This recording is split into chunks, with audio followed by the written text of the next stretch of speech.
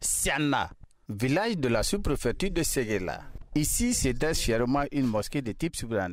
L'édifice, malgré un état de dégradation avancé, résiste au temps. En instant d'être inscrite au patrimoine mondial de l'UNESCO, cette mosquée qui date du XVIe siècle est un témoignage vivant de l'architecture traditionnelle et de la riche histoire culturelle de la région du Ourodougou. Cette mosquée dans laquelle nous nous trouvons, elle a été construite par de la terre accompagnée du bois de chaux. Comme vous la voyez aujourd'hui, tout est traditionnel.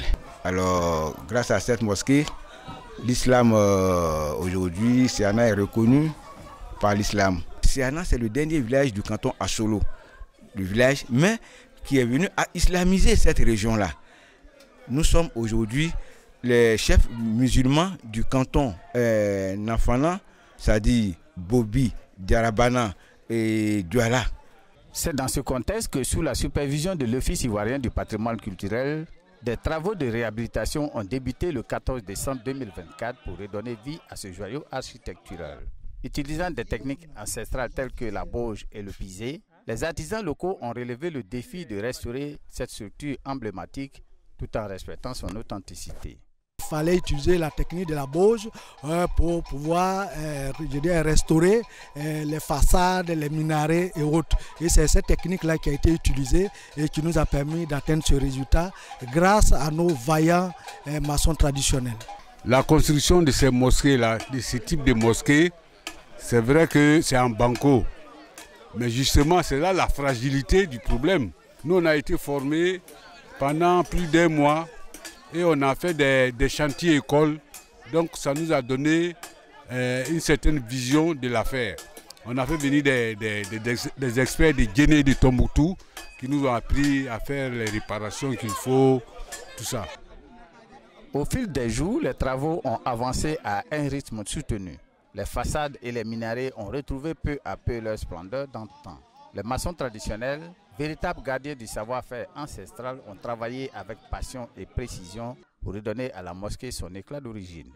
En termes de défis pour nous, c'était d'arriver à réhabiliter cette mosquée qui était dans un très mauvais état de conservation. Mais nous faisons cette réhabilitation afin d'entamer le processus d'intégration de ces mosquées sur la liste des 8 mosquées inscrites au patrimoine mondial.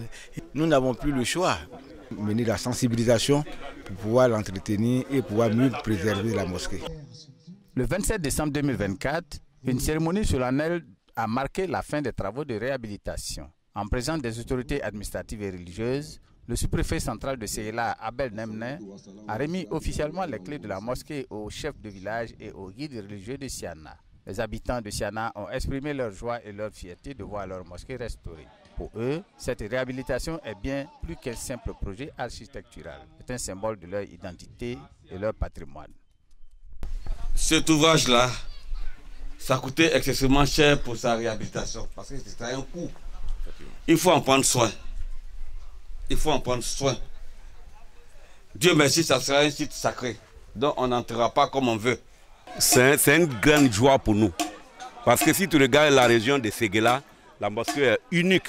Le nom de ton village aller jusqu'à loin, jusqu'à l'UNESCO. Donc tous les jeunes de Siana sont contents. Ça devient un lieu touristique, un lieu de visite. Et ça met la ville de Siana en lumière.